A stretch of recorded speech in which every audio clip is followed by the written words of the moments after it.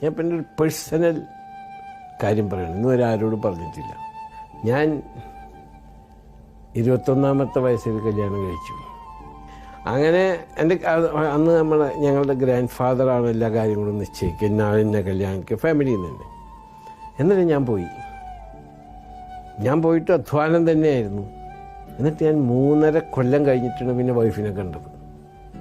അപ്പോൾ അതൊരു ത്യാഗമാണ്, കാരണം അവിടുത്തെ സ്ഥിതി അതാണ്.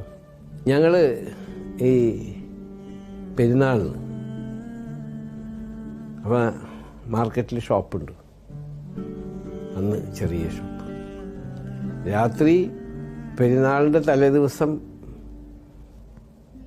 3 മണി വരെയും തുറന്നിരിക്കും കച്ചവടത്തിന് വേണ്ടിയിട്ട്.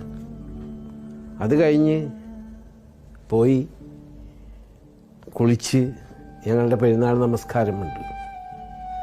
അത് കഴിഞ്ഞാൽ വീണ്ടും വന്ന് ഷോപ്പ് തുറന്നിരിക്കും. അന്ന് ഹോളിഡേ ഒന്നുമില്ല, ബ്രേക്കില്ല.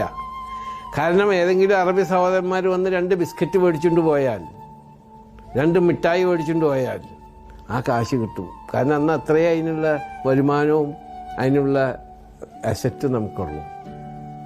അങ്ങനെയൊക്കെ അധ്വാനിച്ചിട്ടുണ്ട്. അതിപ്പോഴത്തെ പുതിയ തലമുറ എങ്ങനെ സ്വീകരിക്കുന്നു എന്നുള്ളത് കണ്ടറിയണം.